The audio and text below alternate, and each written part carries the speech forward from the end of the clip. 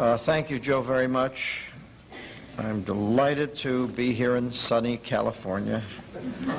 I'll tell you, having come from the blizzard belt in Boston, Massachusetts, I'm sure that rain is much preferable to blizzards.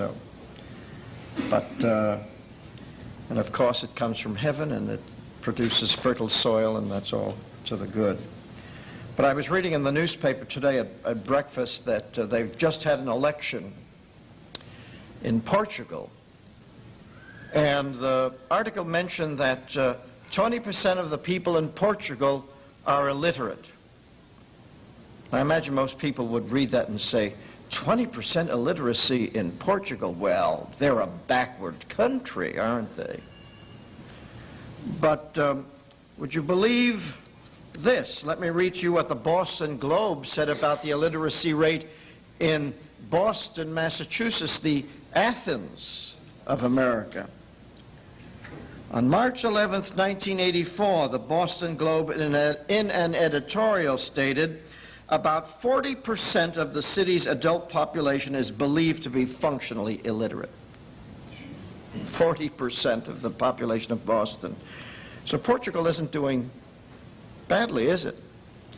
As a matter of fact, there are probably many nations that have a higher literacy rate now than ours.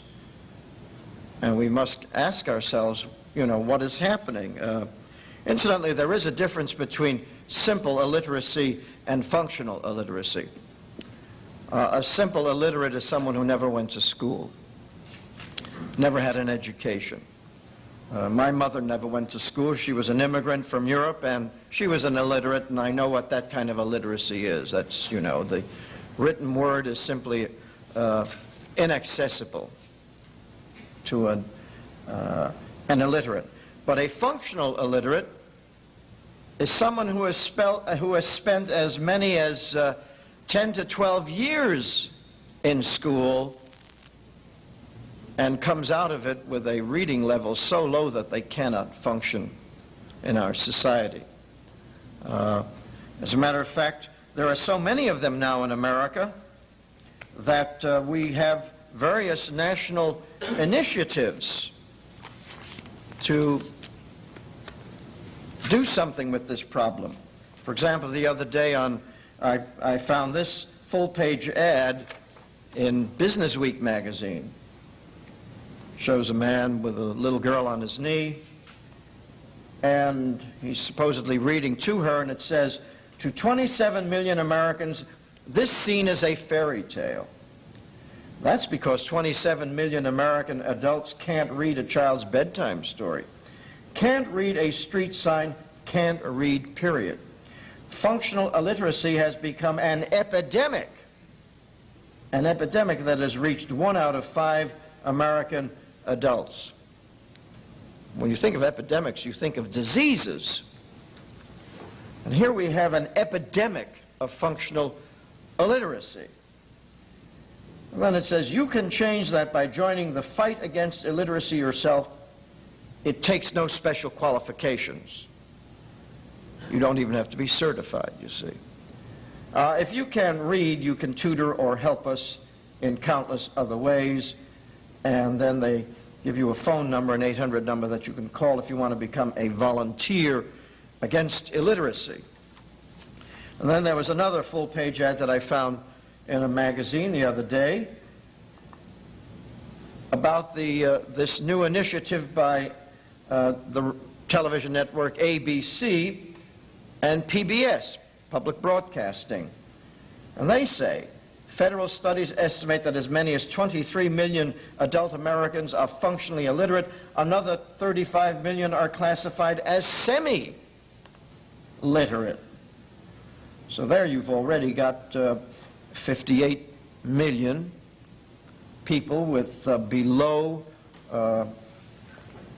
average reading skills, far below average. In other words, reading skills that do not enable them to really participate in our high-tech economy. And they state that they are going to help fight adult illiteracy. And they're going to put together something on these stations that are going to, I suppose, help in conquering. It says, we at ABC and PBS have volunteered our time and resources because we believe television's ability to communicate images, ideas, and information can be of great help in conquering illiteracy in America. So there you have it, where we have an epidemic. We've got all kinds of problems, and you might ask yourself, well, why do we have all of these problems? We've got public schools. It's interesting that neither ad mentions schools or teachers. No mention of schools or teachers. A foreigner coming to these shores would assume maybe they don't have public schools in America because they've got all this illiteracy. But we do. We've got public schools in every town in America. Free public schools. You don't even have to pay to go to these schools. And if the school is not in your town, they'll put you on a bus and make sure you get there. So we've got the schools, and we've got compulsory school attendance laws that force everyone in America to go to school and get an education. I mean, if your parents don't send you to school, they go to jail. So everyone in America must go to school. It's incredible that there should be this many functional illiterates. And then we've got colleges of education that train our teachers. They are certified. They've got the good housekeeping seal of approval. They can't work in a government school unless they are certified. And then, of course, we've got professors of education sitting in graduate schools of education, teaching the teachers, giving out PhDs to everyone else. They're there. And then we have lots of educational research being done. As a matter of fact, more research has been done on the teaching of reading in this country in the last 10 years than probably in the whole of human history. Millions of dollars are being poured into these graduate schools of education, into these labs, education labs. We've got labs now.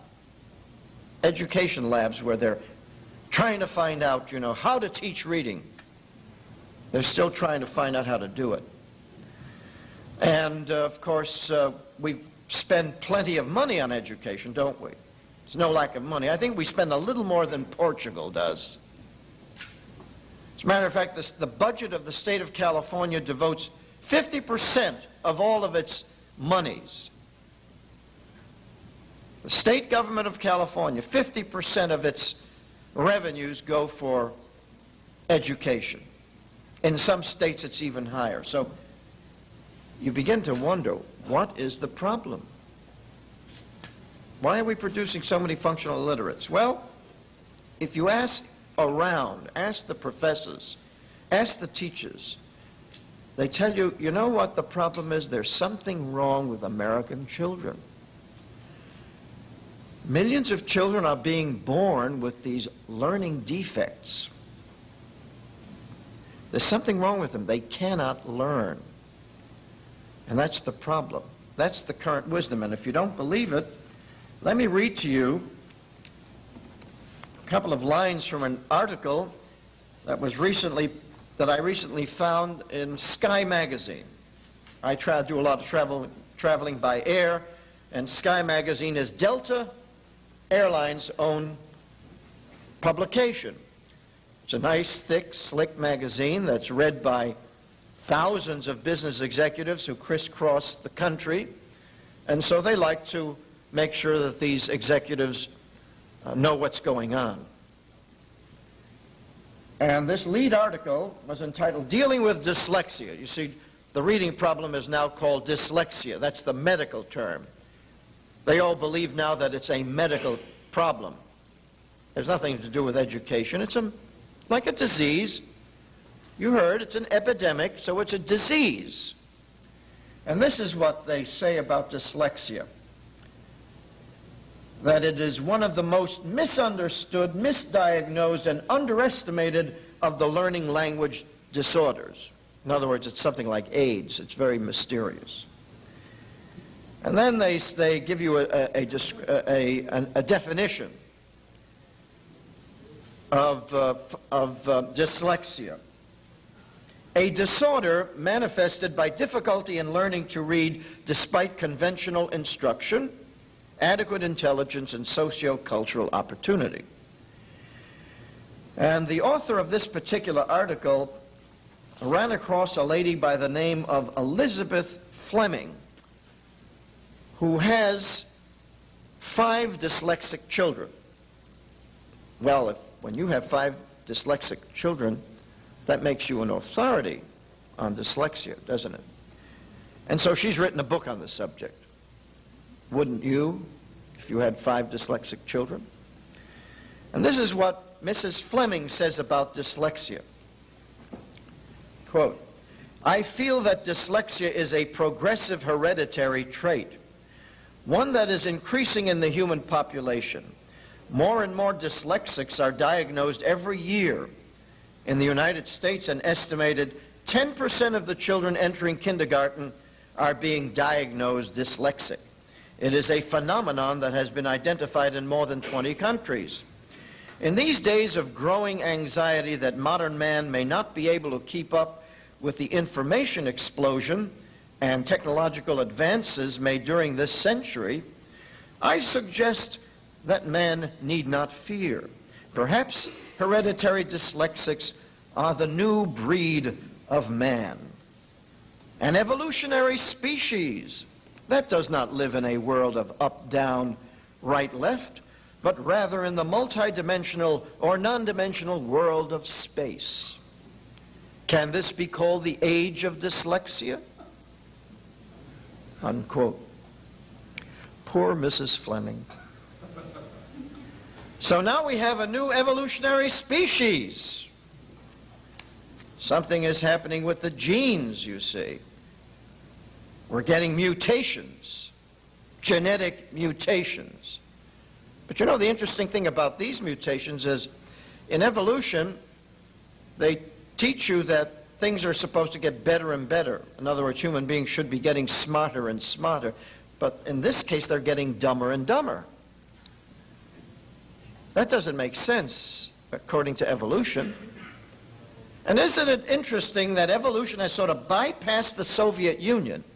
It's only hit America, this new evolutionary species. It's only occurring in the United States and other English-speaking countries where they follow our lead.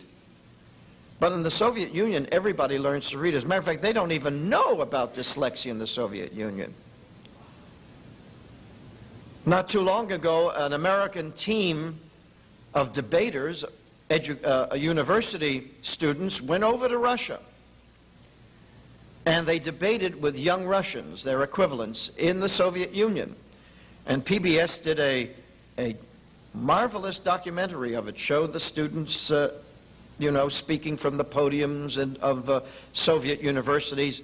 And one of the Soviet citizens, listening to the American on the podium, a young man from the University of Pennsylvania, or University of Pittsburgh, who happened to be fluent in Russian, he said, "I recently read in one of your magazines, U.S. News and World Report," apparently, if you're a member of the Communist Party, they let you read anything that denigrates the United States. And there's so much in our magazines that denigrate the United States that they let some people read those magazines. In any case, he says, "I recently read in U.S. News and World Report that you have 27 million functional illiterates in the United States. How can that be? You're the most advanced nation on earth." Well, our American student up there was totally nonplussed. He didn't know how to answer this. He had no explanation. See, they don't have that sort of thing over there. We have it here. But you see, we know why. We have a problem today, a reading problem. It's no big mystery. Mrs. Fleming may not know the reason. But the reason was given to us as many as 30 years ago. Would you believe it? At 30 years ago, we found out what the problem was. Maybe some of you remember. I know some of you are rather young. This goes before you. But in 1955, a man by the name of Dr. Rudolf Flesch published a now famous book entitled Why Johnny Can't Read. I'm sure that most of you have heard of the book. In 1955, over 30 years ago, Why Johnny Can't Read. And in that book, he told the American people for the first time, he said, there's nothing wrong with American children. They don't have any special defects. He says the reason why they're not learning to read is because they're using a new method that is not teaching them to read. A new method that doesn't work. This is what he said. He said the teaching of reading all over the United States, in all the schools, in all the textbooks, is totally wrong and flies in the face of all logic and common sense. And then he went on in his book to explain what had happened. He said that around the early 1930s, the professors of education changed the way children were taught to read in American public schools. He said they threw out the alphabetic phonics method of teaching children to read, and they substituted a new method, a whole word method, a sight word method that would teach children to read English as if it were Chinese. Now, perhaps you don't understand the difference between the two methods. Let me explain. English is an alphabetic writing system. What is an alphabet? An alphabet is a set of letters, symbols, graphic symbols, that stand for something. What do they stand for? Symbols stand for something. The alphabet letters stand for the irreducible speech sounds of the language. The Russian alphabet stands for the irreducible speech sounds of the Russian language. The Hebrew alphabet does the same. The Armenian alphabet does the same, and ours does the same thing. Our letters stand for sounds. They represent sounds. And the way you teach a child to read an alphabetic writing system is that you teach him the letters of the alphabet, and then you teach him the sounds that the letters stand for. And you may teach them individually in isolation. You know, for example, the letter B stands for the sound B. The letter H stands for the sound H. You drill the child in the alphabet sounds, one letter at a time, two letters together. In other words, baby, bi, bo, boo, in combination with vowels, ba, be, bi, ba, ba, in columns. That's the way it was done. And in any country where they use an alphabetic writing system, that's the way they teach the alphabet. If you went to Russia, if you were a little child in Russia, that's how they would teach you the Russian alphabet. When I was learning Hebrew as a youngster, in order to go to Hebrew school, that's the way I learned to read Hebrew. Ba, be, bo. The sounds of the letters. I learned how to read Hebrew. I didn't even understand what I was reading, but I could read it because I knew the sounds that the letters stood for. And the most important thing that you do in teaching a child the alphabet and the alphabetic writing system is to make sure that the child associates the letter with the sound. That's the proper association. Sound symbol. That's the proper association.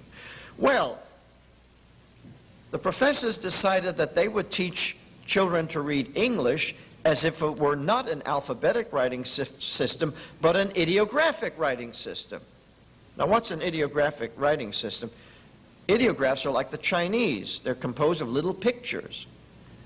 They want American children to look at each whole word as if it were a picture. Don't teach them the letters or the sounds of the letters.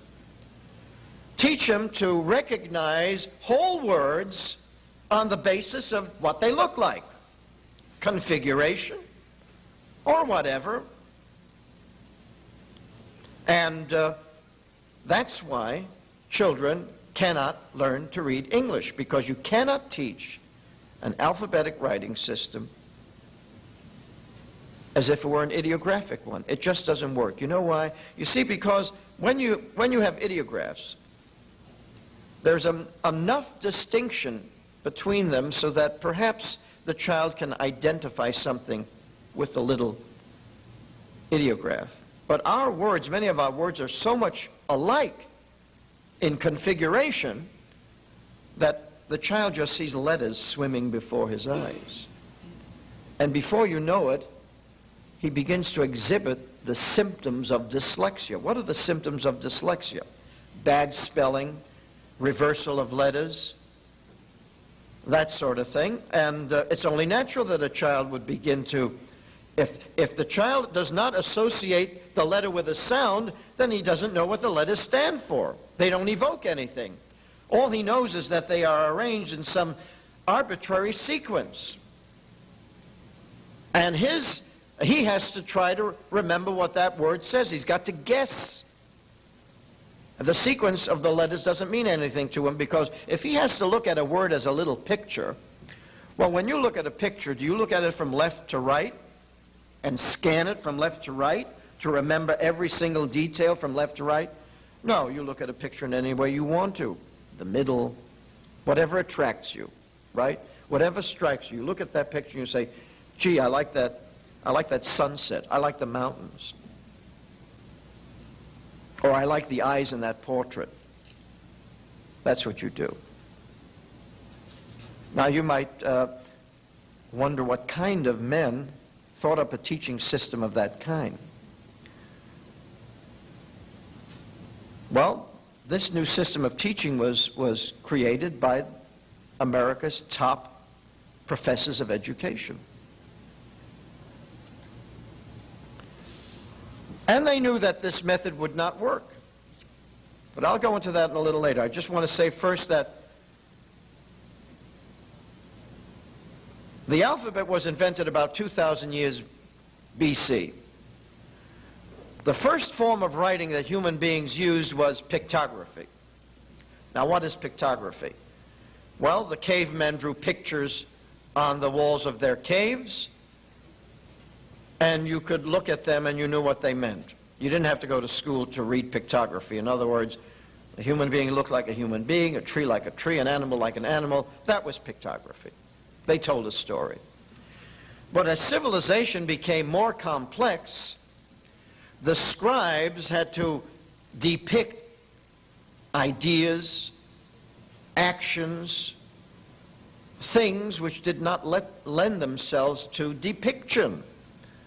For example, how would you draw a picture of immediate, or adopt, or teach, or about, or up, or down, inside, out, or together, or result, or expect? How do you draw a picture of expect? You don't. What you do is you create a little picture and you say, that stands for expect. It doesn't look like expect. Nothing you can draw is going to look like expect. But that's how the next form of writing was invented, and they were called ideographs.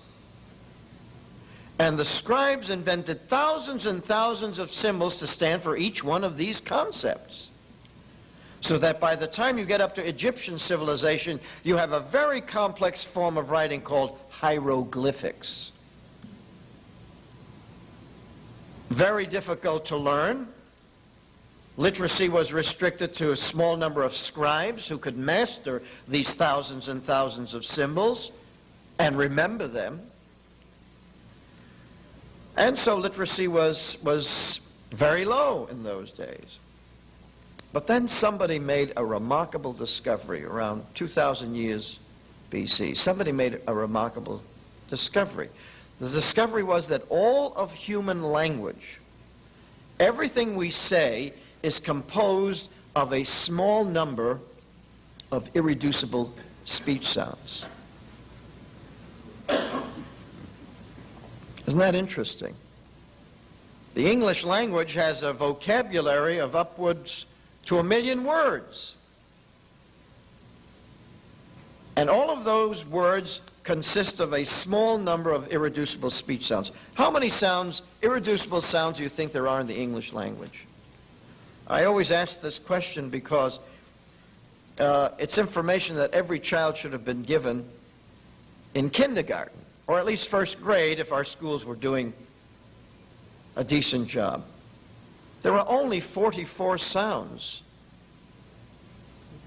in the entire English language. Only 44 irreducible sounds.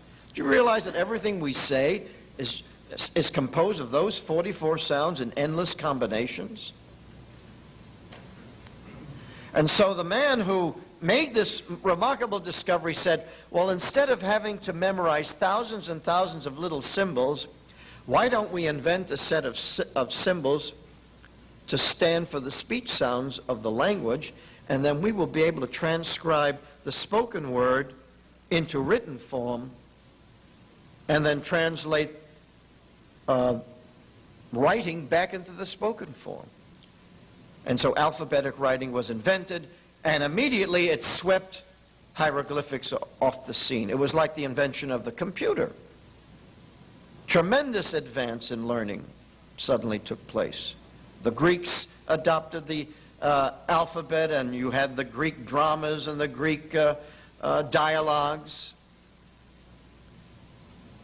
The alphabet didn't quite reach China. Now, I don't know if they knew about the alphabet, but the Chinese clung to their ideographic writing system. They preferred the little picture system.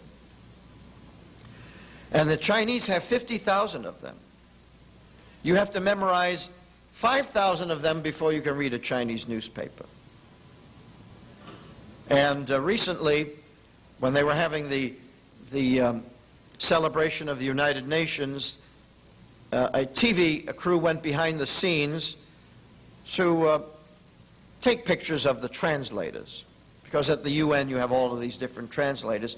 And they took a picture of a Chinese translator at a Chinese typewriter. How many keys do you think a Chinese typewriter has? 1,000 keys. Well, what system of writing is better? One where you're required to memorize thousands and thousands of little symbols, or only the sounds that 26 letters stand for? Now, it's true we have 44 sounds in our language, and we use a 26-symbol alphabet, 26 letters. How come? Some languages, like Armenian, have one letter for each sound. But we have 26 letters for 44 sounds. How did that happen? Well, the Romans conquered the British Isles, and they imposed the Latin alphabet on the English-speaking people, or whatever they spoke in those days.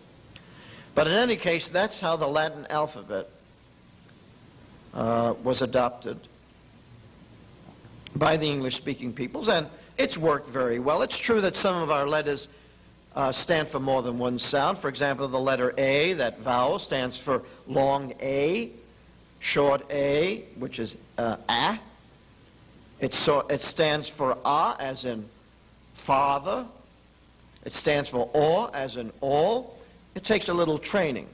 It takes a little more systematic training to train an English-speaking person to read English.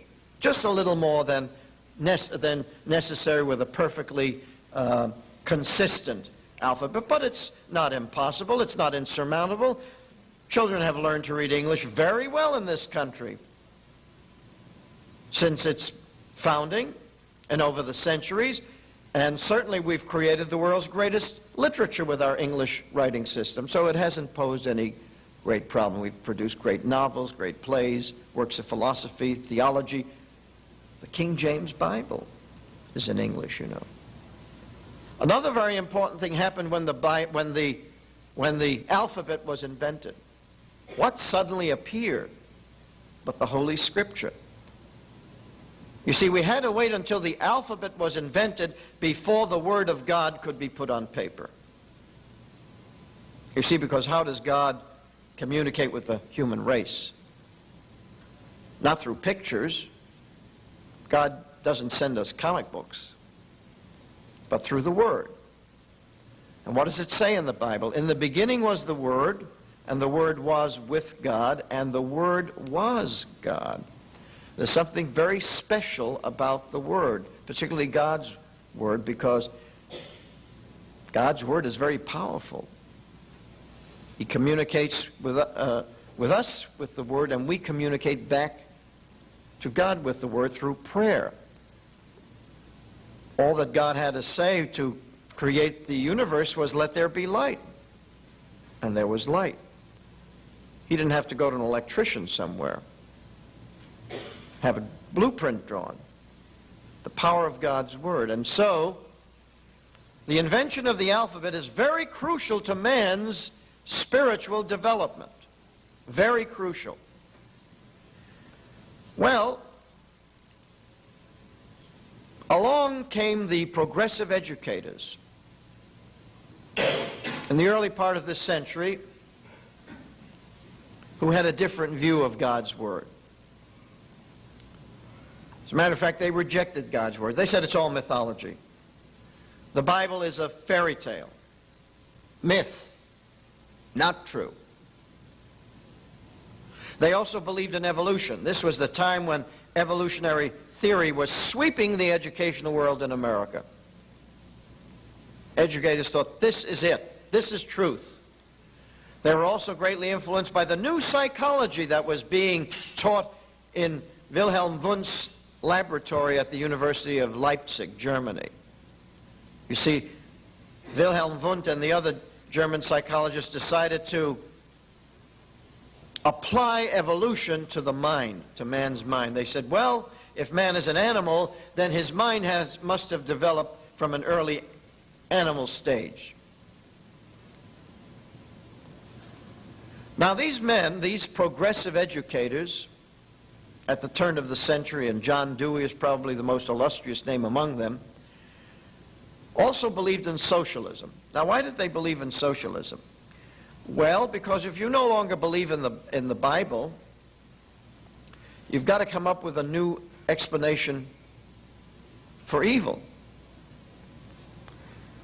What does the Bible tell us is the origin of evil? Man's sinful nature. We are fallen, and it is man's sinful nature which is the cause of evil. And if we want to be saved from our sins and from our basic evil nature, only God can save us. That's what the Bible tells us. The Bible makes us realize that we are the source of evil. But those who no longer believe in the Bible had to decide that, well, there was some other cause to evil. What was the cause? Well, the usual. Ignorance, poverty, social injustice. Education would get rid of ignorance. Ignorance would get rid of poverty. Poverty would get rid of social injustice. And of course, social injustice was also caused by our horrible economic system. This horrible system of private property and individualism. This system that encouraged this capitalist system that encouraged greed and selfishness.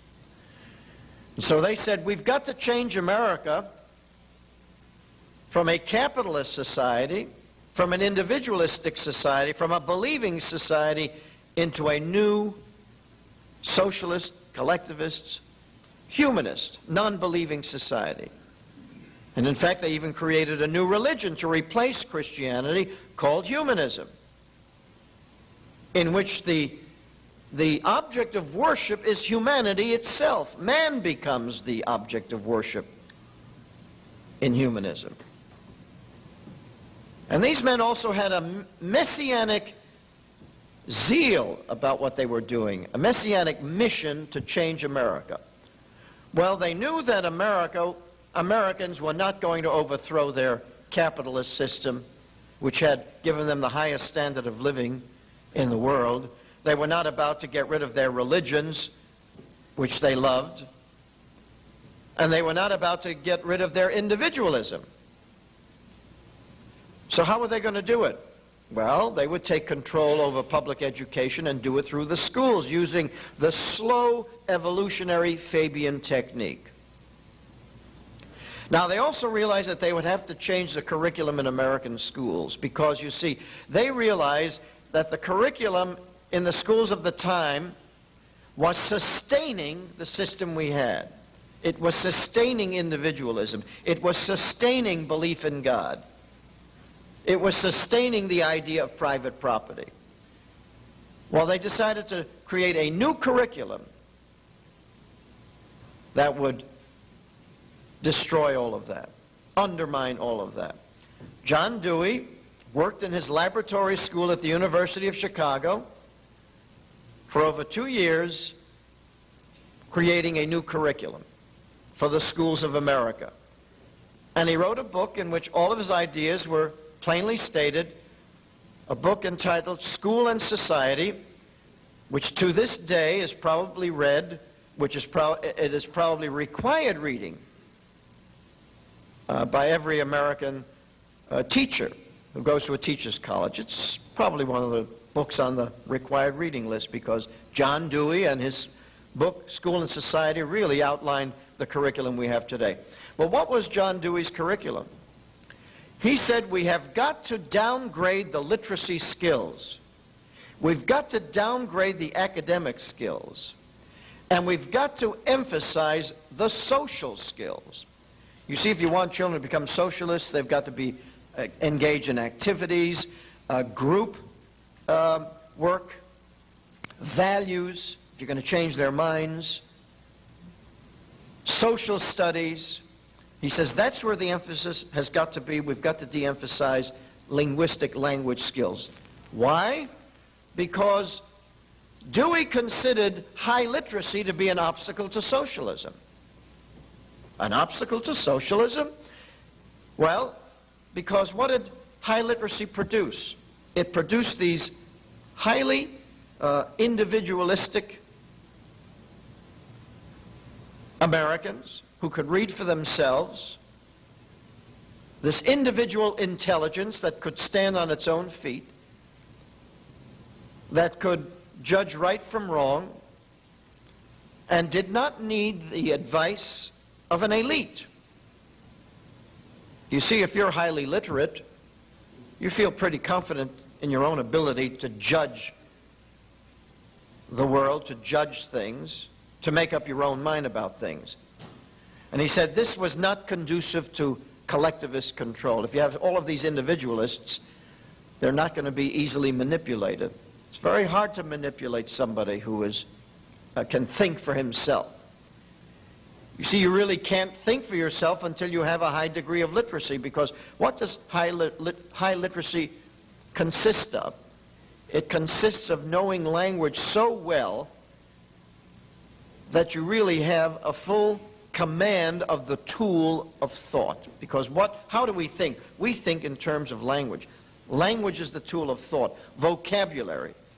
If you don't have a vocabulary that includes concepts, for example, of freedom, unalienable rights, you're not going to know anything about them, are you? So our vocabulary gives us the means of thinking.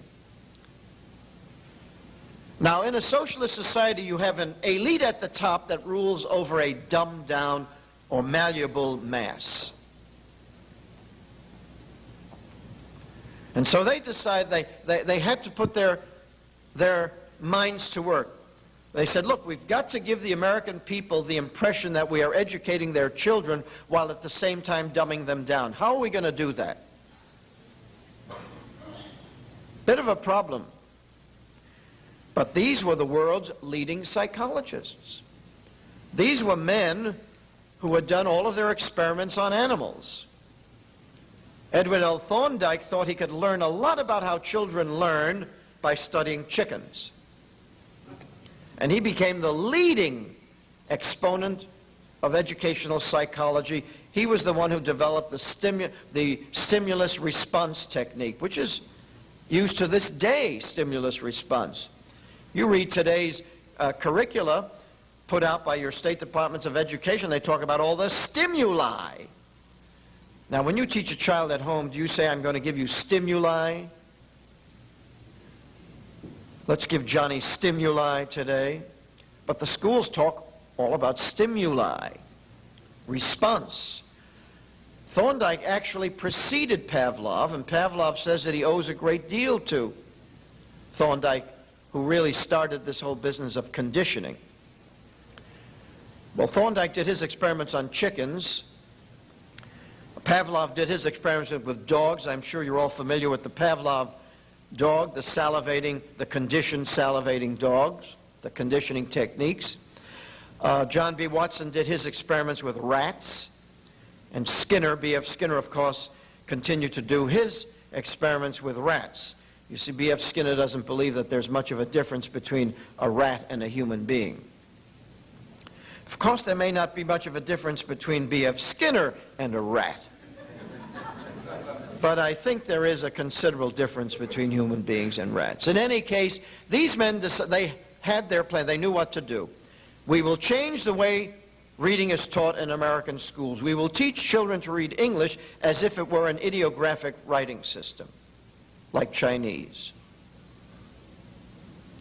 Now, did they know that that method would destroy literacy? Of course they did. They discussed it.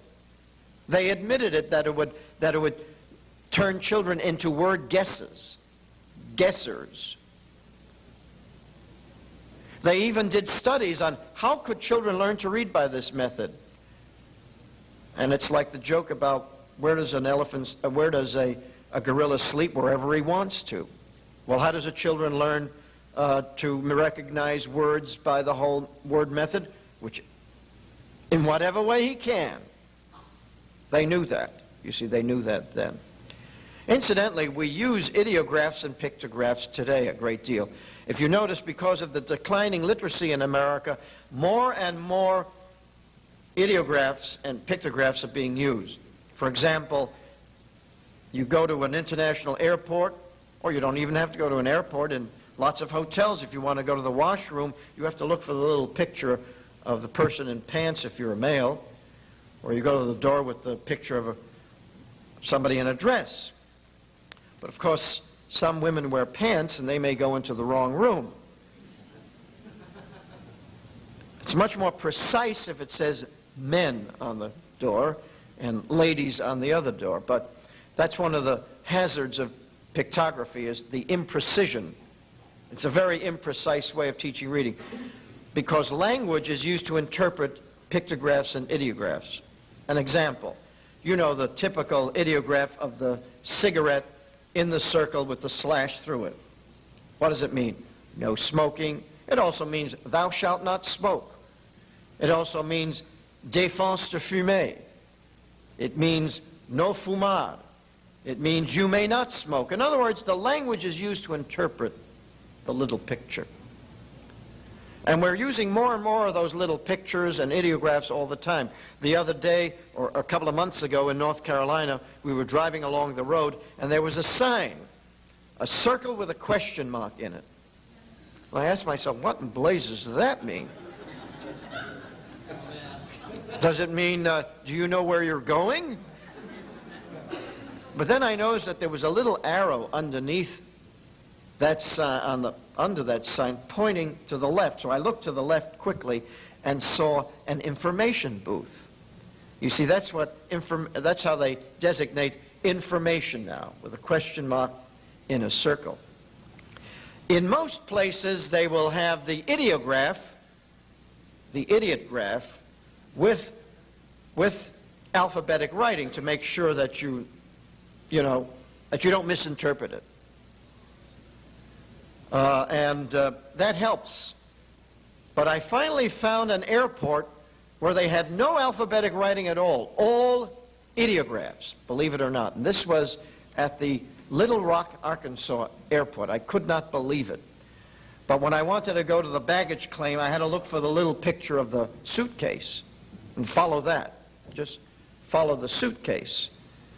And then I noticed that when I was being taken back to the airport, I noticed that there were two signs. For departures, they had a picture of an airplane going this way, upward. And for arrivals, they had a picture of an airplane going this way. You got to really think fast, when you're driving and you're saying, where do I go? Is it going up, down? What is it? What does it mean? But we are being trained, we are being prepared for a new form of writing to be used extensively by a dumbed-down population that can't handle alphabetic writing anymore, that can only deal with little pictures. You can't do much thinking with a bunch of little pictures. But this is a planned thing. What I'm telling you is, just as the new method of teaching reading was not devised by some little old lady living in a mobile home in Florida, neither are all these pictographs devised by some recluse somewhere. These things are being done by the world's top designers working in concert with others. In any case, these men devised this new way of teaching reading that would indeed lower literacy. And they weren't ready to get it into the schools until 1930. Now, why did it take that long? Here was John Dewey saying in 1903 and 4, as far back as 1898, that we've got to do something about literacy. But they had to wait until 1930. Why? Because it took that long for the progressive educators who had fanned out from Teachers College, Columbia, and the University of Chicago, had fanned out all over the United States to the graduate schools of education, had attained high positions, sometimes as presidents of universities, and had trained a sufficient number of superintendents so that then they could be placed in all of the school districts of America, or in most of them. The superintendents were heavily indoctrinated by the progressives because every year they had their convention, and I've gone through the entire record. I've read the speeches given at these conventions in the 1920s and the 1930s, and these superintendents were bombarded with an endless indoctrination on the glories and beauties of socialism. And so by the time 1930 came around, the professors had already created the books that were ready to be put in the schools. And the books that were ready were the Dick and Jane readers, produced by William Scott Gray at the University of Chicago, who was the protege of Charles Judd, who had studied at Leipzig and who was the dean. And the reading books by Arthur I. Gates at Teachers College, Columbia, who had been taught by Edward L. Thorndike. He was Thorndike's protege. So this stuff was coming from the very highest levels of American education. Now, it just so happens that in 1929, the professors were warned that their new teaching method would indeed cause reading problems. Who warned them? Well, the person who warned them was Dr. Samuel T. Orton, a neuropathologist at the University of Iowa, who had been dealing with children with reading problems. You see, they had tried out the method experimentally in different places to see how well it worked. And Dr. Orton was dealing with all of these kids with reading problems, and he found out that the genesis of their problem was this new sight reading method. And so he wrote an article that was published in the February 1929 issue of the Journal of Educational Psychology. This was the title of the article: "The Sight Reading Method of Teaching Reading as a Source of Reading Disability." See, they knew about it in 1929. And this is what he said. Dr. Orton said, "I wish to emphasize at the beginning that the strictures which I have to offer here do not apply to the use of the sight method of teaching reading as a whole, but only to its effects on a restricted group of children for whom, as I think we can show, this technique is not only not adapted, but often proves an actual obstacle to reading progress.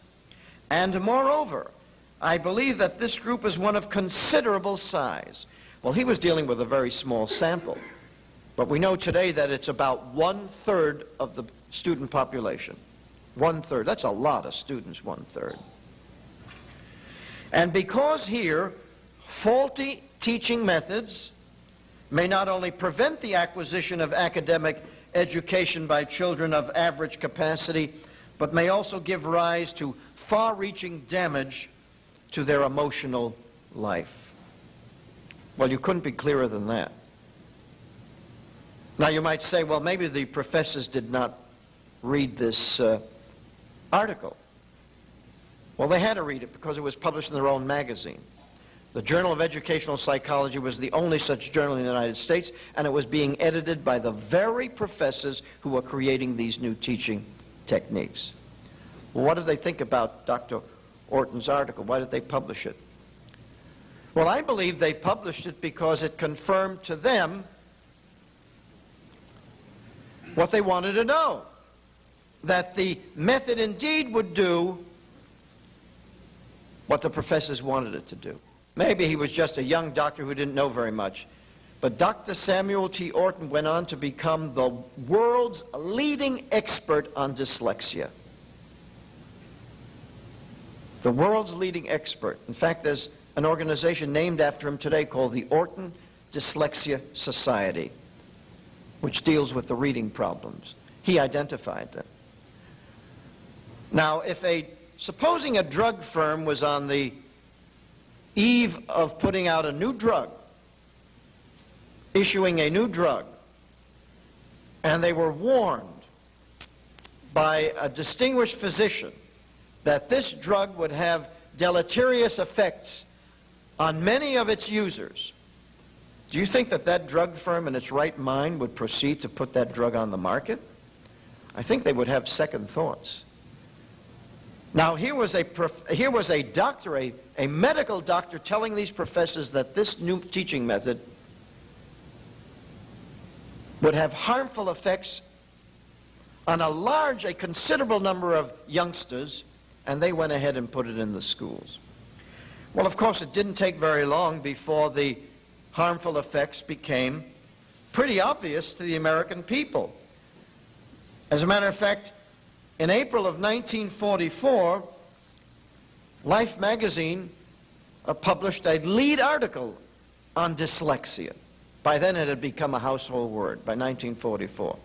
Prior to 1930, nobody had ever heard of dyslexia. And all you have to do is go through the periodical guide, the Guide to Periodical Literature, educational literature, and try to find dyslexia in the index prior to this period. You won't find it. It didn't exist. The disease didn't exist. But this is what they wrote in 1944 about dyslexia. Life magazine. Millions of children in the U.S. suffer from dyslexia, which is the medical term for reading difficulties. It is responsible for about 70% of the school failures in the 6 to 12-year-old age group and handicaps about 15% of all grade school children. Dyslexia may stem from a variety of physical ailments or combination of them. You see, the editors obviously went to the professors and asked them, well, what is causing all this dyslexia? What's causing the problem? Well, these are the causes that the professors gave. They said it is caused by glandular imbalance, heart disease, eye or ear trouble, or from a deep-seated psychological disturbance that blocks a child's ability to learn. Isn't that interesting? Heart disease is a cause of reading difficulties. The article then described the treatment given a young girl afflicted with dyslexia, thyroid treatments, removal of tonsils and adenoids, exercises to strengthen her eye muscles. That's interesting. I suppose they hung little weights on her eyes and had her do exercise until she developed bulging muscles to help her read. Nowhere did they recommend teaching her the alphabet. Wouldn't that have been the simple thing to do? But this was the kind of misinformation, disinformation that was going out to the public. And you can imagine these professors laughing all the way to the bank, because by now they were carrying satchels of royalties money. They were selling these books by the millions.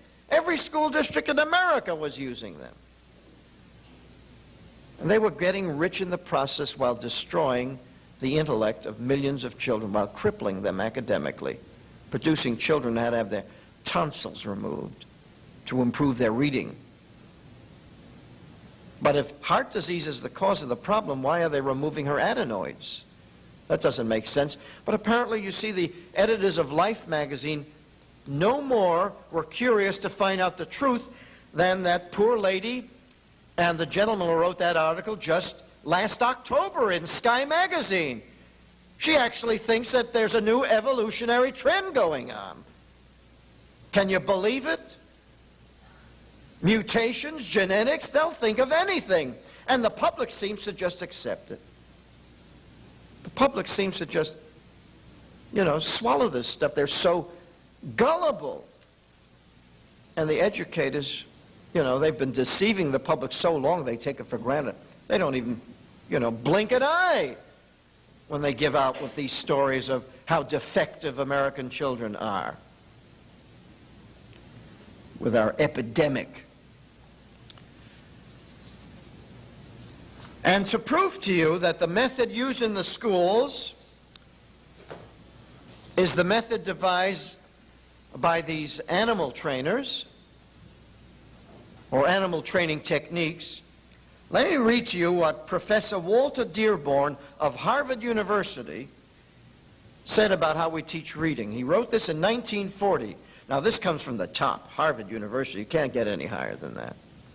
And Walter Dearborn got his PhD from Thorndike at Teachers College. This is what Professor Dearborn wrote.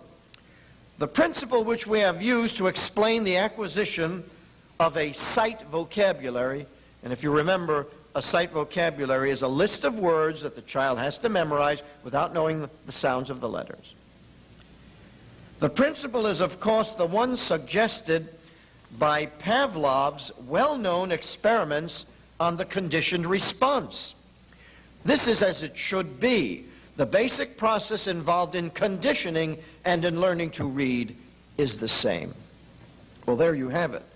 We are teaching children to read English as if they were dogs. Now, I submit that there is a bit of a difference between a dog and a child. You see, when a dog enters the first grade, what does the dog say? Arf, arf, right?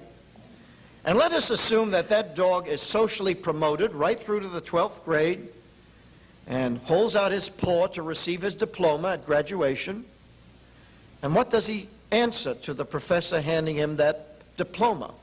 Arf, arf. In 12 years, that poor canine has not learned a single word of English. Isn't that amazing?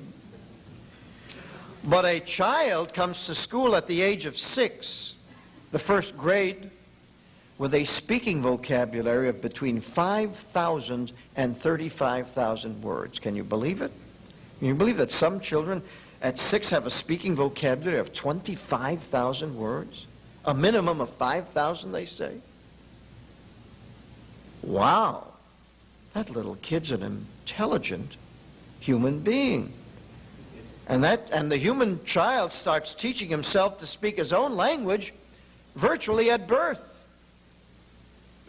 And so by the time he is 6 years old, he has developed his auditory and verbal skills to such a high degree that he's got a speaking vocabulary of between 5,000 and 35,000 words. And he's done it all by himself. He's literally taught himself to speak his own language all by himself, without the help of Sesame Street, without the help of cartoons. He's a very serious learner. He doesn't go around asking, are there any pictures? Children don't ask for pictures. They are listening very closely and they are learning. Very serious learners, very intelligent.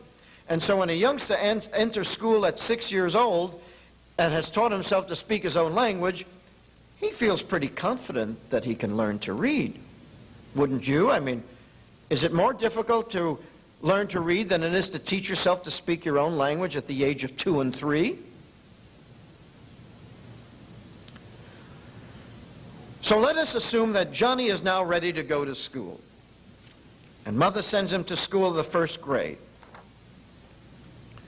And this is what little Johnny is expected to read. Now, mind you, Johnny comes bright-eyed and bushy-tailed. He feels very intelligent, very smart, and you know how these kids are at 5 and 6. They feel smarter than the adults. And he comes to school, and his teacher has the usual look-say, sight reading, sight vocabulary teaching program, and this is what he's told to read, or to memorize, or to guess. Dick, look, Jane, look, look. See Dick, CC, OC, see Dick, OC Dick, OOO, funny, funny Dick. Well, this kid sits there. He says to he's really at a loss, and he says to himself, gee, either I'm crazy or she's crazy. This is not the way people talk. I mean, he should know. He's taught himself his own language. He's developed his auditory and verbal skills. He has a vocabulary of over 5,000 words. This is not how people talk. Gee, this school is a weird place. But Mother has said, now, Johnny, you behave yourself. You do what the teacher tells you to do.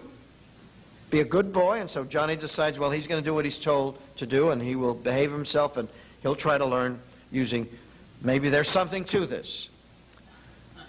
But let us assume that Johnny is one of that 1/3 who can't make it because he does not have a photographic memory. His skills are more auditory and verbal than visual. And there are a lot of kids like that, a lot of kids who don't have photographic memories. And so at the end of the 1st grade, he's having real problems. And Mother is called to school and told, Mrs. Jones, Johnny has a reading problem. And by now, Johnny feels pretty awful. I mean, he thinks, well, maybe I'm not as intelligent as I thought I was. Maybe I'm really dumb. And Mother has told Mrs. Jones, Johnny will have to stay behind. And so Johnny stays behind, and by the end of the 2nd year, he isn't doing much better. Matter of fact, he's even doing worse. And so Mother is called to school again and told, Mrs. Jones, Johnny has a learning disability. Johnny has dyslexia. He'll need special education. So he's put into special classes. Mother is frantic. She's saying, what's wrong with my boy? I've given birth to a defective human being. He's got a learning defect. And she goes to doctors, you know, all those doctor's appointments that are made, and he's tested and retested and over-tested. And she's told, well, he's got a real problem, you know, he's got a learning disability, and so he needs all kinds of special training. And by the end of the 3rd grade, things don't get any better, and by then Johnny is fit to be tied. He is swinging from the rafters. He has become a behavioral problem. And so Mother again is called to school and told, Mrs. Jones, Johnny may have minimal brain damage. I'm no kidding. These are the terms that are used by the minimal brain damage. In fact, if Johnny is to remain in school, he will have to take medication. And so they go back to the psychiatrists, and they go through all of the runaround, the testing and all of that, and they decide that Johnny will have to take Ritalin if he wants to go to school. And what does Ritalin do? Well, by the 4th grade, Johnny is a regular little zombie, destined to a life as a functional illiterate. Now, you see, why did Johnny become so hyperactive? Why was he such a behavioral problem? Well, this is what that method does. You know, they told us way back, even Life magazine said that something blocks the children's ability to learn. Well, you see, a child comes to school with a tremendous amount of learning energy, and now the system is going to block it. How do they do it? Well, you know, if you go back in history, you'll remember that the Chinese, you remember what the Chinese used to do to little girls' feet? In the old days, the Chinese men had a foot fetish. They liked to see adult, beautiful women hobbling around on tiny infants' feet, deformed infants' feet, if they could possibly even hobble. And so in order to create that gorgeous, deformed foot, at birth they would take strips of cloth and they would wind it around these little girls' feet to prevent these feet from growing. And they would keep these pieces of cloth, these strips of cloth on these little girls' feet until their feet came out tiny and deformed. Well, now this is what the method does to the child. Here the child comes into the classroom, his mind, his intellect just bursting with energy, and so they take the look-say method, these long strips of cloth, and begin winding it around Johnny's brain. And they wind it and wind it and wind it until they block it. So what happens to all that energy? That learning energy, it comes out physically. It comes out in the form of physical behavior, hyperactivity. That's what happens to the Johnnies. Well, now what I've described to you is something that goes on every day in America. Every year, 3 million children enter the first grade. And it breaks my heart when I realize that 1 million of them are going to go through that process that Johnny has gone through. That they are going to be deliberately crippled, mentally crippled, intellectually crippled by a system devised to make sure that that takes place. By teachers who apparently don't know what they're doing. Either they don't know or they don't care. But the professors know. The professors know. As a matter of fact, one of the top professors of reading in America told a reporter of the New York Times when he was describing the look-say method, he said, well, we teach the children to look at a whole word so that they will see the picture. And if a child sees the word H-O-R-S-E, horse, and if that child says pony, that's okay, that's correct. Because the child is seeing something galloping. He's seeing the picture. But of course, if the child doesn't know the difference between a horse and a pony, he's in big trouble. But that's what's being told. That's what they say, without blinking an eyelash. That's the system they are using teaching children to read in America. And the results are appalling. That's the cause of functional illiteracy in America. It has nothing to do with the children. The children are perfectly fine. Perfectly fine. As a matter of fact, learning disability now is considered a handicap. These normal children. Johnny entered that school, remember, very learning able, right? Anyone who could teach himself to speak his own language is very learning able, right? 2 years in school, he's learning disabled. Interesting. You know, the Department of the federal government has become very concerned about making sure that all handicapped children get an equal educational opportunity, like, you know, normal children. And so they devised a federal program to make sure that handicapped children were given an education. Now, when they were talking about handicapped children, they meant children deaf, dumb, blind, crippled. You know, the speech impaired, the mentally retarded, the seriously emotionally disturbed, the hard of hearing and deaf, the orthopedically handicapped, the visually handicapped, multi-handicapped, deaf and blind. But you know what is now the largest single group of children in handicapped education? The learning disabled. These are perfectly normal kids who are very articulate, sometimes above average intelligence, and they are now the largest single group in special ed. As a matter of fact, and it's a growing group. In 1976, the number of learning disabled kids in these handicap programs was 796,000. In 1984, that figure was up to 1,806,000. So we're creating learning disabled kids. You know, we can't keep up with them. The schools are so successful in destroying the minds of American youngsters that, you know, they can't even keep up with them. It is now the single largest group of handicapped children under the handicap programs. A program that was devised for really handicapped children. The deaf, the dumb, the blind, the crippled. Now, the so-called learning disabled are the largest group. And in the state of California,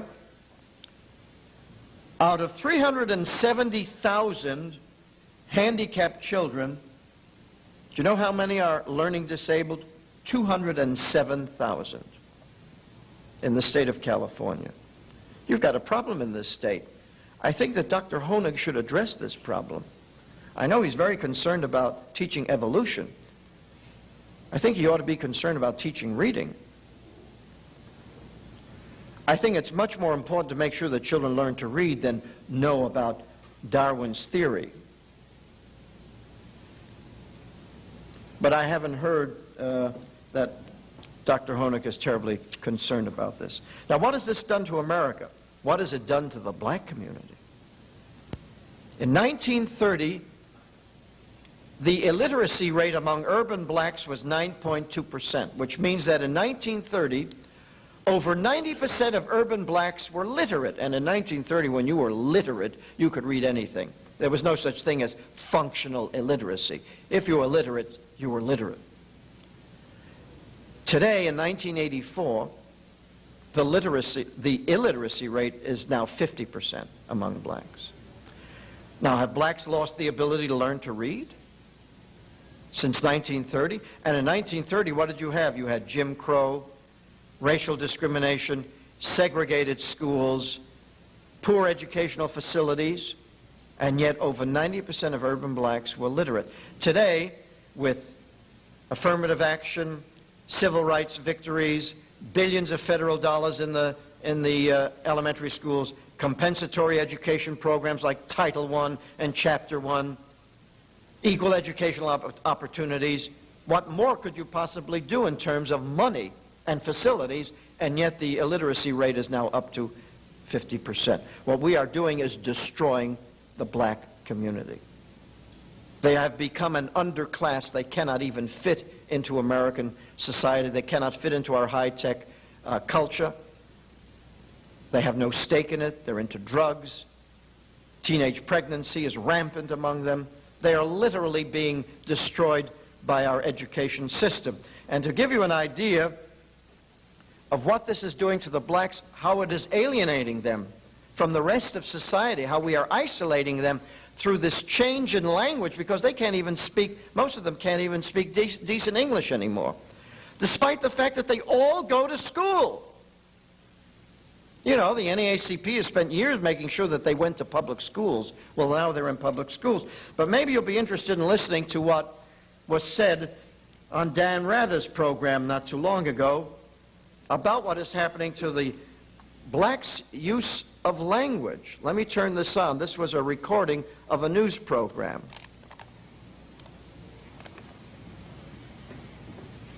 It'll come on shortly.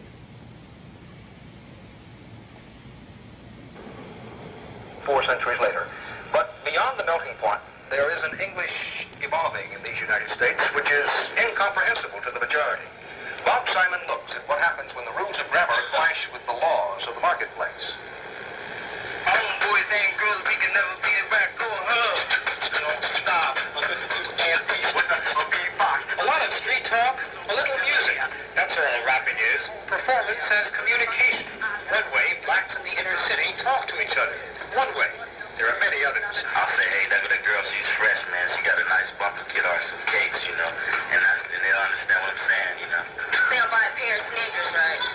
And say to me, oh, that's the Jordan, right? What is the Jordan, right? But I know what it is. That means that the sneakers are really nice. I walk up to you and say, hey, dude, what's up? You might not know what the term of butter is. The butter also translate cocaine. I'm too cool for the whole fucking thing in your face. What you're hearing is not slang or dialect. It's a language with its own grammar and syntax, as native to the American ghetto as French is to France. What's new is the finding by the University of Pennsylvania that this language is traveling further and further from Standard English, deepening the divide between the ghetto and the rest of the United States. Kicking that beat, and I never stop. I never stop. It's a warning sign that we're heading towards a world which is divided into two camps, black and white. The isolation of that inner city population is our big problem. Economically, there are no jobs, housing is a problem, and the language situation is reflecting that. So we got to have our survival mechanism within our community. And our language is it. It lets us know that we're all in this thing together. Black English is not standard English spoken badly. Black English is revenge. I think part of it is defiance of the society that hasn't let them in, and part of it is the sheer, desperate disadvantage of today's ghetto. Every time any American talks about making it or getting kicks or running scared, he's talking Black English that came from the ghetto. Words have always crossed over.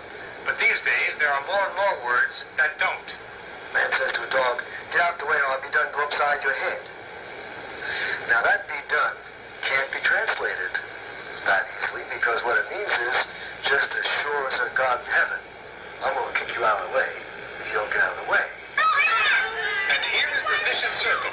The language born in the ghetto reinforces its walls. This new language barrier creates new borders which are difficult to cross.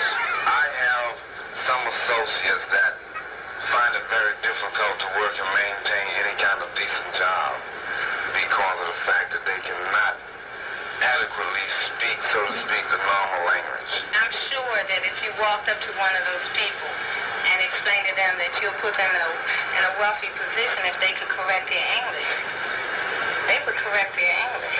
Her hobbies is singing. Her hobbies are singing. There are techniques for teaching English to foreigners, techniques which are being used in Watts today to teach English as a second language to 50,000 Black Americans, just as if they were from Poland or Puerto Rico. What do Mama know about parties? Stuff she hasn't even done. She was trying to wrap my action, keeping me from having fun. Before they started school, many of the Black kids had never even met whites. They're learning standard English as the white man's tongue, not better or richer than Black English, but the language of the marketplace. Verb is phrased. If you don't know how to speak proper English, they won't understand what you're saying. You won't get hired or anything like that. We're speaking about the cash language of the society. And it's a competitive society, and our children must be able to compete if they are to move into the mainstream of America. Well, the point is very clear. They say Black English is revenge. Revenge for what? For the fact that the schools have destroyed their ability to even speak their own language. He said they're now like Poles, like immigrants. They have to be taught English as if they come from a foreign country. Isn't that interesting? Blacks probably have deeper roots in America than most Americans today, because they came over, you know, many years ago. And in the 1930s they spoke well. We've literally destroyed them. Literally destroyed them. The school system has destroyed them. And I put a great deal of blame and responsibility on black leadership that has permitted this to happen, because they have supported the public schools all of these years. They have insisted that the blacks go to the public schools. But you see, we know how to teach reading today. There's no big mystery to it. Marva Collins does it in Chicago, doesn't she? Marva Collins is that black teacher who taught in the Chicago schools for 14 years and finally left in utter disgust and frustration and created her own private school. And there she has taken youngsters who are considered uneducable by the public schools, and she's turned them into literate human beings. They read Shakespeare. They read Aristotle. They have no problem reading these things. They're being taught correctly, finally. The model is there. We know how to teach reading. It's no big mystery. Thousands of Christian schools do it every day in America. I visited a school in Anchorage, Alaska, the Harvester Christian School, which has been in existence for 16 years. And in all that time, they haven't had a single dyslexic child. You see, evolution is passing them by. It's going around them. But you see, we have the cure. We know how to teach reading, but the professors and the schools resist and resist and refuse to change. As a matter of fact, here in California, 1982, your textbook adoption committee, your state committee, chose all look-say reading programs for the elementary schools of California, guaranteeing that you will have functional illiteracy well into the 21st century in this state. This is something that Dr. Honig, I think, should address. But that's not the only problem. That's not the only problem. You see, the children in American schools are at risk in 4 ways. They're at risk academically for the reasons I've outlined to you. They're destroying their minds. They're destroying their ability to think, to read, to grow.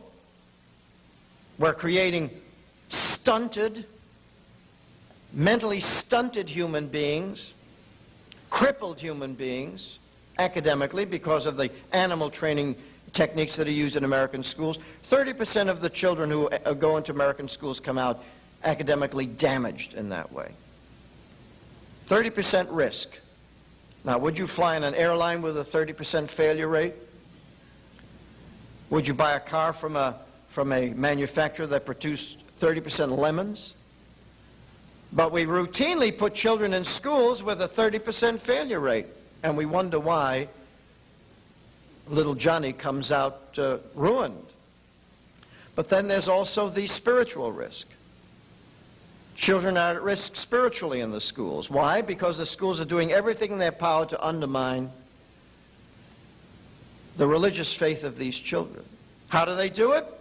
Values clarification, death education, Dungeons and Dragons, evolution, constant barrage of anti-Christian subject matter, theory, practice. For example, in some schools, you know, they're not religious neutral.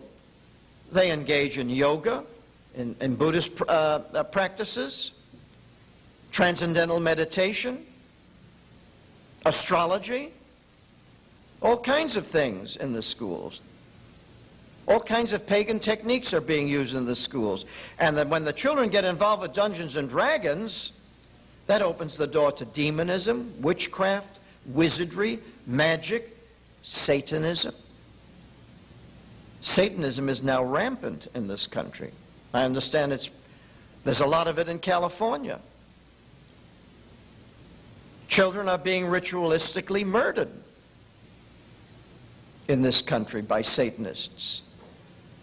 There was that 2020 show that also suggested that Satanists are also practicing cannibalism in this country. Can you imagine people in this high-tech, supposedly scientifically advanced society now engaging in cannibalism? What they do is they cut out the hearts of their sacrificial victim, and then they cut it up into bite-sized chunks and pass it around, because that's what Satanists do. You know, so the Bible knows what it's talking about when it talks about man's sinful nature. John Calvin knew what he was talking about when he talked about man's innate depravity. Calvin would not have been surprised by these modern cannibals. He would have said, well, that's man's depraved nature in action, because nobody's forcing these people to become cannibals. Nobody's putting a gun to their heads telling them to do this, but they have been sucked into this whole satanic trap. And there are millions of children in America who are in danger of falling into Satanism. So you don't know what's going to happen, whether they're going to come out of the school as a nihilist, an atheist, a punker, a Satanist, or some other cultist. Take your choice. You have no idea what your child is going to come out, especially with the rock music. And of course, many of these children are led into suicide by Satanism. Death education. You know what death education does? Well, they take the kids to funeral parlors, some of the kids try out coffins. One mother told me that her daughter actually watched the mortician embalm a corpse. Isn't that a wonderful field trip? They visit cemeteries, they write obituaries, they write suicide notes, they discuss suicide at length, how to do it, when to do it, why to do it. And the result has been 6,000 teenage suicides last year. The other day, 3 teenagers in one high school in Nebraska committed suicide. Middle America, conservative America, people can't understand why their kids are committing suicide. I'd like to know how much death education those youngsters had. Oh, they're very concerned about suicide, and they get all the kids in the auditorium, and then they get all these psychologists, all these secular psychologists to tell them about suicide, how to look for symptoms, the warning signs, and all of that. It's a spiritual problem, you see. But you see, you can't address this spirit in a public school because God is kept out.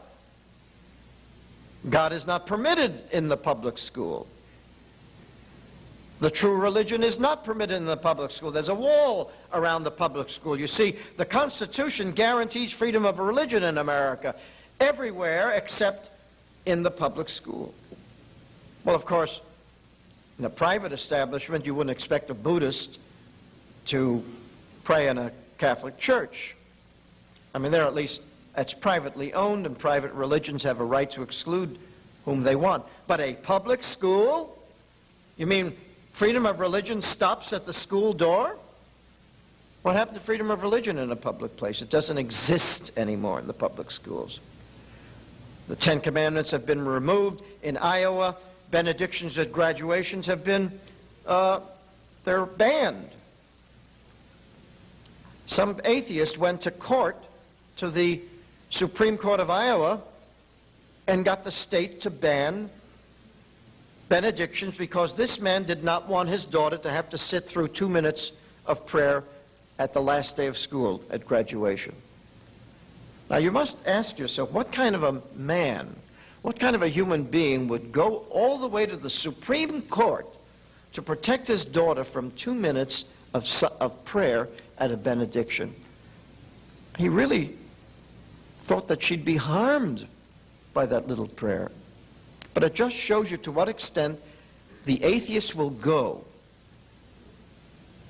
to get religion out of the schools because of their hatred of God. You see, they're not indifferent to God. They hate God. And they now are the controlling factor in public education when it comes to the spiritual.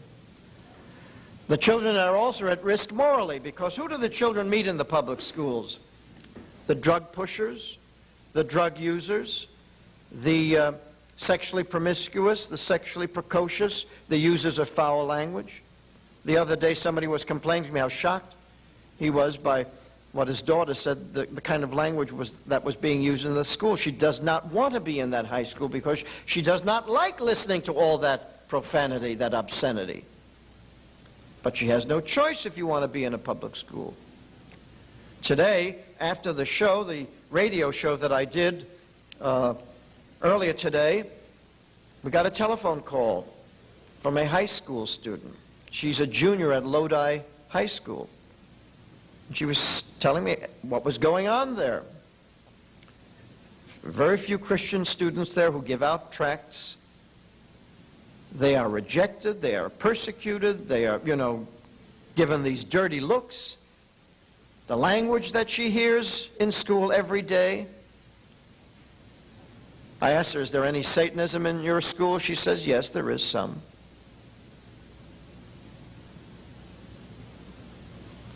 The drug problem, I don't have to tell you about the drug problem in the public schools. I mean, you put your child in a public school and you have no guarantee he's not going to come out a drug addict. Because what have the schools become? They've become the marketplaces, the chief marketplaces for drugs in this country. Why? Because that's where the customers are. These gullible kids that are now getting on cocaine. And then the sex. You know what because teenage pregnancy now is so rampant, so epidemic, you know what the schools are now doing? The high schools are now giving out pills and condoms to the youngsters. That's their way of dealing with the sex problem. Go ahead and do it, they're saying. And now what they want to do is start teaching sex education in kindergarten. Isn't that interesting? The more sex education we teach, the worse it gets, and their solution is always to teach more sex education. I picked up this A column from the Charlotte Observer when I was in Charlotte, North Carolina. Sex education curriculum faces opposition. This curriculum, this new curriculum, will start in kindergarten, and this is what they are going to teach the children in kindergarten. Objective. Pupils will be able to identify and discuss the physical characteristics of boys and girls. Suggested learning activities. Discussion using correct terminology for body parts. Charts and games. Games? What kind of games do you play in kindergarten to teach children about sex? This is getting weirder and weirder. But that's the educator's solution to the problems. You see, you can't do what you can do in a Christian school, simply tell the children that thou shalt not. It is a sin. It is wrong. They can't do that in public schools. They can't even frighten them. You see, now we've got all these diseases. Here they're giving the kids pills and condoms when they should be telling them that, have you heard of AIDS? Chlamydia, that's a new one. You know, there are new diseases coming up all the time. Chlamydia is the latest. And of course, there are the old standbys like syphilis, gonorrhea. Gee, if you only catch syphilis and gonorrhea, you're lucky, you know. There's hepatitis, there's herpes, there are warts, you name it, my God, there are so many of these diseases. And the rock music encourages sexual promiscuity. The schools are handing out pills and condoms. What protection do the children have against all of this? None whatever. And then the final risk is the physical risk, because what happens in the public schools? The children go to school with knives, chains, guns. There's a recent article in National Review in December. This is what it says. Each month, 3 million high school students are victims of crimes in school, including 2.5 million robberies and thefts. 282,000 students are assaulted in school every month. At least 125,000 teachers are threatened with physical violence each month. 1,000 teachers a month are assaulted badly enough to require medical care. 500,000 high school students say they are afraid in school most of the time. High school students are subjected to 525,000 attacks, shakedowns, and robberies every month. Well, when you consider the academic risk, the spiritual risk, the moral risk, and the physical risk, how could any parent in his right mind put his child in that kind of a school? As a matter of fact, I think there ought to be a sign on every school, public school in America saying, warning, the Surgeon General has determined that this school may be hazardous to your child's health, safety, and welfare. It's legitimate. I mean, what's more dangerous, smoking or committing suicide, becoming a drug addict? You don't know what you're going to get. The parents of America are playing Russian roulette with their children's lives in the public schools. Russian roulette. You don't know what you're going to get. You don't know if you're going to get a functional illiterate, a dyslexic, a learning disabled youngster. You don't know if you're going to get a drug addict, an atheist, a nihilist, a Satanist. You don't know if your daughter's going to get pregnant or your son catch a venereal disease or get hit over the head. As a matter of fact, the young man who was interviewing me today over the radio was telling me that his worst problem in the school he went to was assaults. Physical assaults, getting beaten up in school. That's what he was afraid of all through high school. And this is occurring in all of the cities of America. I'm not talking about only the big cities, Los Angeles, Boston, New York. I'm talking about the smallest cities, Stockton, Fresno. That's where these things are happening. So the parents of America have got to make some very, very hard choices, hard decisions. And don't expect things to get any better. I can tell you that the teachers' organizations, the NEA, the CTA, are doing nothing about those problems. Nothing. They're only going to compound them and make them worse. They are carrying out the progressive program to lead this nation into a world socialist communist system. That's their mindset.